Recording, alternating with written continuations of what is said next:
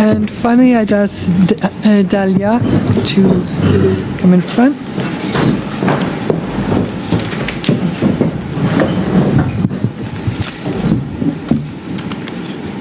And Dalia is going to be talking to us about the definition of working. Alors, bonjour. Merci d'être encore là en si grand nombre. C'est tout un défi que de finir de la dernière d'un colloque qui a été aussi riche en contenu et en échange. À ce titre, comme mes prédécesseurs, j'aimerais remercier les organisatrices et les organisateurs du colloque complet, mais aussi de la journée de la relève lundi, qui a été franchement une journée passionnante. Merci Rachel, merci Maude. Et un remerciement spécial aussi aux traductrices et aux traducteurs. Vous allez voir que mon enthousiasme n'a d'égal que mon débit minute. Alors, je vais faire attention, mais parfois, je faillis à cette tâche. Alors, aujourd'hui, effectivement, je vais vous parler, moi, de normes minimales d'emploi, des normes minimales d'emploi qui posent finalement les limites entre le temps de travail et le temps hors travail. Je ne vous apprends rien quand je vous dis que le mouvement de rationalisation et de computation du temps de travail est certainement apparu au Moyen Âge, mais l'introduction de cette scission hermétique entre le temps de travail et le temps hors travail intervient à l'occasion du passage vers le capitalisme industriel. Le temps de travail, c'est quoi? C'est le temps de la subordination. C'est ce moment où le salarié, effectivement, ce temps à l'égard duquel le salarié est subordonné à son employeur. Et rapidement, le législateur est intervenu en adoptant des normes afin de définir et de délimiter le temps de la subordination, justement. Ce sont d'ailleurs les premières normes qui ont forgé cette catégorie juridique qui est le droit du travail. Des normes qui visaient d'abord les femmes et les enfants, des mesures très paternalistes, mais aussi, il faut le rappeler, qui visaient à limiter la concurrence que les femmes et les enfants faisaient dans la perception de certains aux hommes qui étaient évidemment le revenu principal. Maintenant, je vous apprends rien, c'est encore une fois old news. Ce sont des normes. Les normes en matière de temps de travail ont émergé à l'aune d'une forme d'emploi particulière. Cette relation d'emploi qui se déroulait dans le périmètre physique d'une entreprise, une relation d'emploi entre un salarié et un employeur unique et évidemment un contrat à durée indéterminée. Old news encore, le contenu de ces normes-là est demeuré, comme plusieurs autres normes en matière de droit du travail, relativement inchangé.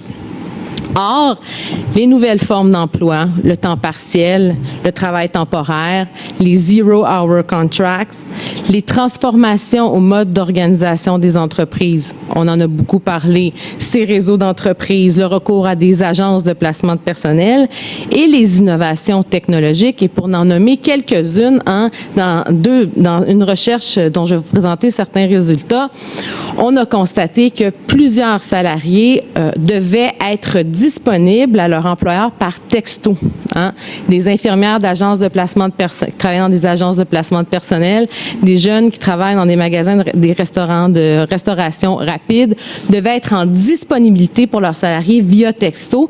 Et ce qui s'en vient de plus en plus, on a beaucoup parlé de Uber, c'est la mise en disponibilité via des applications. Alors, les applications sur vos petits téléphones intelligents, supposément intelligents. Les nouvelles formes d'emploi, transformation apportée au mode d'organisation des entreprises, innovation technologique, un terreau fertile donc à ce brouillage des temps entre le temps de travail et le temps hors travail. Je me garde bien de dire temps de repos parce que parfois le temps hors travail est loin d'être du temps de repos. Plusieurs en savent quelque chose. Alors, est-ce que, et c'est la question au fondement de ma présentation aujourd'hui, est-ce que les règles juridiques en matière de temps de travail permettent de borner l'emprise patronale, l'emprise temporelle sur les salariés?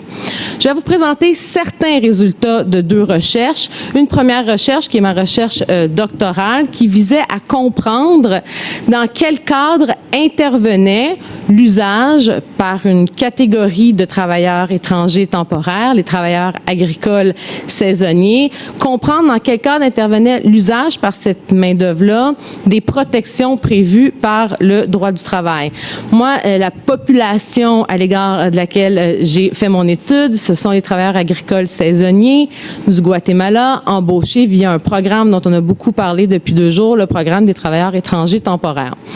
Une collecte de données qui a été faite entre 2012 et 2014, des sources variées, jurisprudence, conventions collectives, des dossiers traités par la Commission des normes du travail. Pour ceux qui connaissent pas cet important acteur au Québec, il s'agit d'un des organes de l'inspection du travail qui surveille et qui met en œuvre la loi sur les normes du travail, qui est notre, finalement, les normes minimales d'emploi y sont contenues, qui a le pouvoir de recevoir des plaintes de la part des salariés en matière pécuniaire, en matière d'harcèlement psychologique, en matière de protection de l'emploi, mais qui a aussi le pouvoir, et c'est très important, de faire des enquêtes de sa propre initiative, un pouvoir évidemment en période d'austérité qui est largement mis en péril, et je pense que c'est important de le souligner.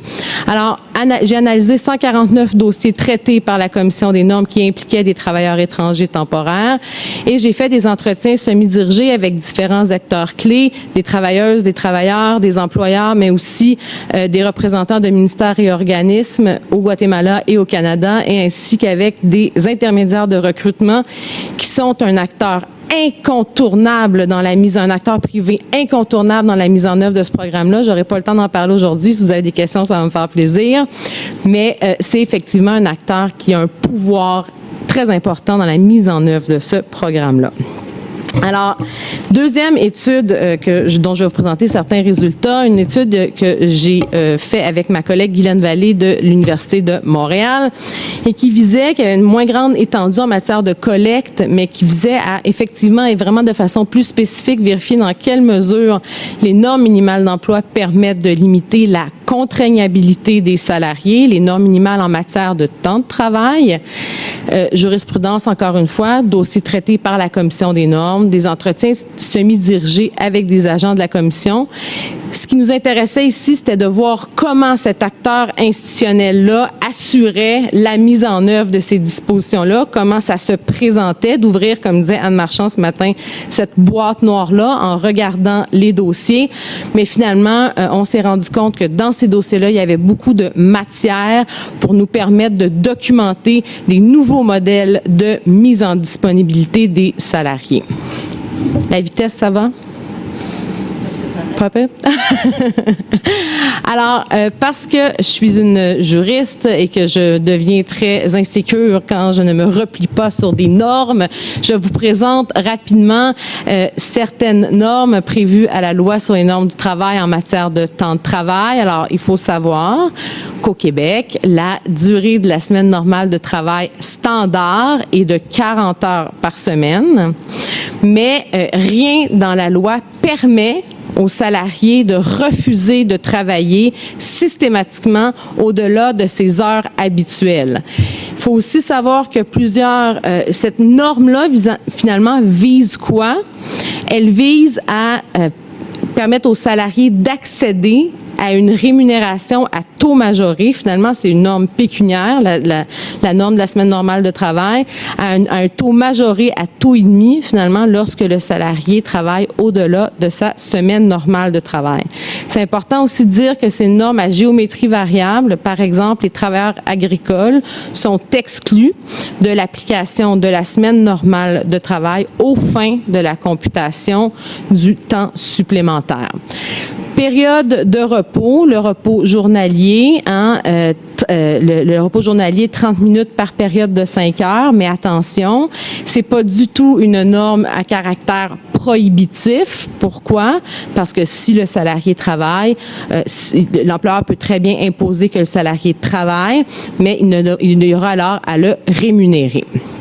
Repos hebdomadaire, 32 heures continue par semaine, par période de 7 jours, encore là, rien n'empêche l'employeur et le salarié de convenir qu'ils vont travailler que le salarié va travailler de façon continue. Mais évidemment, le salarié pourra et sera protégé si jamais il y a une représaille, mais pourra réclamer un repos de 32 heures par semaine. Autre norme, l'étalement des heures de travail. C'est important de savoir que dans la loi sur les normes du travail au Québec, c'est possible que la computation finalement des heures travaillées se fasse sur une base autre qu'hebdomadaire. Qu'est-ce que ça veut dire? Ça veut dire que si, par exemple, le salarié travaille 160 heures en 2 semaines, on étalera sur une période de 4 semaines, on va retrouver 40 heures par semaine et l'employeur n'aura pas à payer du temps supplémentaire.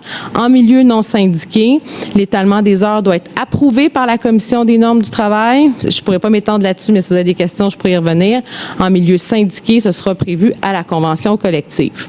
Je vous disais tantôt qu'il n'y a pas de droit général de refus prévu à la loi sur les normes, mais il y en a quand même un, le droit de refus sur une base journalière. Quand le salarié effectue, il y a différentes règles, mais disons de façon générale, plus de 4 heures de ses heures habituelles, il pourra refuser de travailler, ou sur une base hebdomadaire lorsque le salarié aura travaillé 50 heures par semaine quand même. Le droit de refus permettant au salarié de remplir ses obligations parentales ou familiales. Donc là, le salarié pourra refuser de travailler au-delà de ses heures habituelles, mais, et ça c'est le grand piège, il faut qu'il ait pris les moyens raisonnables pour s'acquitter de ses obligations familiales et parentales autrement. Et je peux vous dire que la jurisprudence est très sévère sur ce critère-là. C'est mieux d'avoir fait toute la rue pour te trouver un gardien et une gardienne, sinon tu n'auras pas pris les moyens raisonnables pour t'acquitter autrement de tes obligations parentales. Maintenant, quelques résultats. D'abord, sur la recherche portant spécifiquement sur les normes de temps de travail, un des résultats, parce que vraiment, il y a plusieurs choses qui sont ressorties de cette recherche-là, mais un des résultats forts, c'est que le mode de rémunération des salariés devient un facteur d'augmentation de la contraignabilité des salariés. Je m'explique. Outre le respect du salaire minimum, dans la loi sur les normes du travail, on ne favorise aucun mode de rémunération particulier. Un salarié peut très bien être payé à la pièce, à la semaine, au mois, par jour. Il n'y a rien qui empêche ces modes de rémunération-là à une condition, et ça c'est la théorie, que le salaire minimum soit respecté. Ce qu'on a constaté dans les dossiers de la Commission des normes qu'on a analysés, c'est qu'un nombre effarant de salariés ont une rémunération à taux fixe, c'est-à-dire une rémunération annuelle. Tu es payé 60 000 $ par année, 30 000 $ par année, 50 000 $ par année. Et théoriquement, tu as une flexibilité dans ton horaire. Je dis bien théoriquement. Ça veut dire que certaines semaines, tu feras peut-être 45 heures par semaine, mais d'autres semaines, tu en feras 33, 34, 35. Or, notre analyse des dossiers révèle que ces salariés-là font jamais, ou presque, moins de 40 heures par semaine. Et si on peut penser que ce sont que des professionnels qui sont liés par ce genre d'entente de rémunération, détrompez-vous. On a trouvé des gardiennes, des cuisiniers, des massothérapeutes qui étaient rémunérés comme ça de façon fixe, de façon annuelle. Or, qu'est-ce que ça crée? Et ça, c'est sorti de façon évidente dans l'analyse des dossiers papier, c'est que cette mise en disponibilité indéterminée des salariés leur fait finalement supporter les risques de la durée que va prendre le travail et la réalisation de la prestation de travail. Qu'est-ce que ça suppose? Ça suppose que les salariés sont capables, a priori, en contractant avec l'employeur, sont capables de déterminer l'étendue temporelle du travail, qui sont capables de dire, mais c'est vrai que ce qui m'est demandé, je vais pouvoir le faire en plus ou moins 40 heures semaine. Or, on sait que c'est complètement irréaliste d'envisager comment on détermine l'étendue que va prendre le travail, mais non seulement ça, il me semble que ce genre de façon d'envisager le rapport salarial et le contrat de travail, ça apparente bien davantage à un contrat d'entreprise, hein, à l'égard duquel le salarié finalement prend certains risques, mais gagne une certaine autonomie, alors que dans les faits ici, le salarié ne gagne aucune autonomie.